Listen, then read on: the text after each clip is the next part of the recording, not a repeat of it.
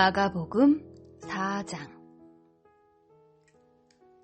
예수님께서 다시 호숫가에서 가르치시기 시작하셨습니다. 수많은 사람들이 예수님 주위로 모여들어서 예수님께서는 호수에서 배에 올라타 앉으셨습니다. 사람들은 호수 주변에 있었습니다. 예수님께서 비유를 통해 많은 것을 사람들에게 가르치셨습니다. 가르치는 중에 예수님께서 말씀하셨습니다. 들어라, 한 농부가 씨를 뿌리러 나갔다. 농부가 씨를 뿌리는데 어떤 씨는 길가에 떨어졌다. 그러자 새들이 와서 씨를 모두 먹어버렸다.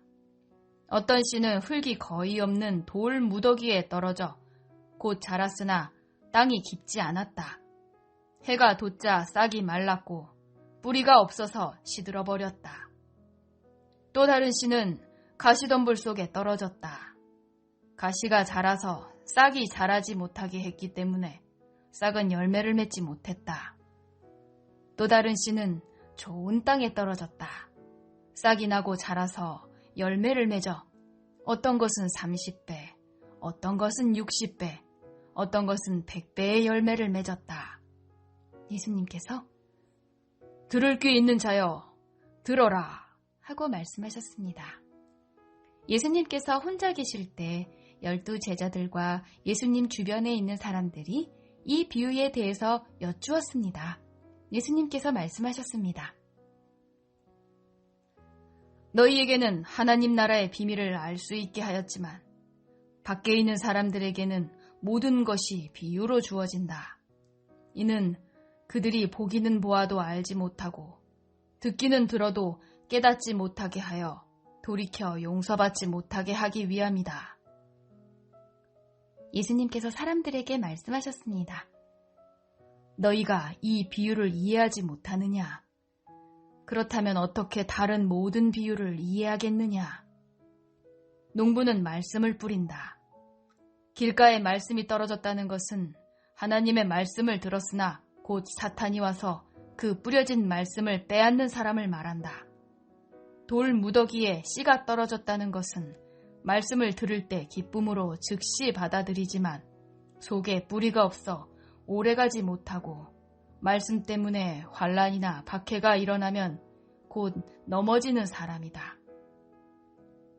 가시덤불에 씨가 떨어졌다는 것은 말씀을 듣지만 세상의 염려와 재물에 대한 유혹과 그 밖에 여러 가지 욕심이 말씀을 가로막아서 열매를 맺지 못하는 사람이다.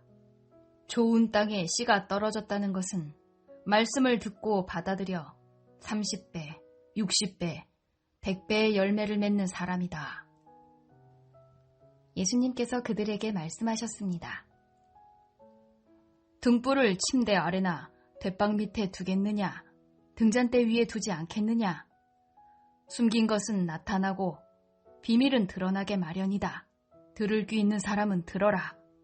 예수님께서 그들에게 말씀하셨습니다. 너희가 듣는 것을 마음에 새겨라. 너희가 다른 사람에게 주는 만큼 너희가 받을 것이며 그 외에도 더 주실 것이다. 가진 사람은 더 받을 것이고 가지지 못한 사람은 가진 것마저도 빼앗길 것이다. 예수님께서 말씀하셨습니다. 하나님 나라는 밭에 씨를 뿌리는 농부와 같다. 밤낮으로 자고 일어나는 동안 씨가 싹이 나고 자란다. 사람은 그것이 어떻게 자라는지를 알지 못한다. 땅은 저절로 열매를 맺게 한다. 먼저 싹이 나고 다음에는 이삭이 나오고 마침내 나달이 여문다. 곡식이 익으면 농부가 와서 낫으로 그것을 거두어들인다. 그것은 추수 때가 되었기 때문이다.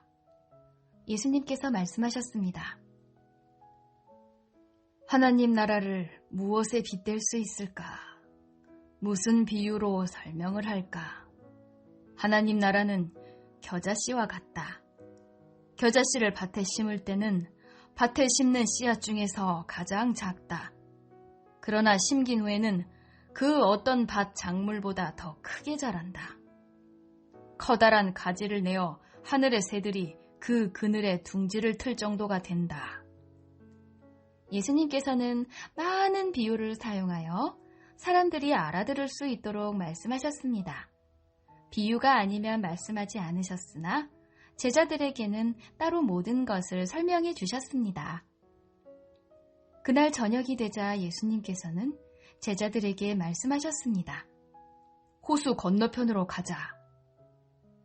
그래서 제자들은 사람들을 남겨두고 예수님께서 배에 타고 계신 그대로 모시고 갔습니다. 주위에 있던 다른 배들도 따라갔습니다.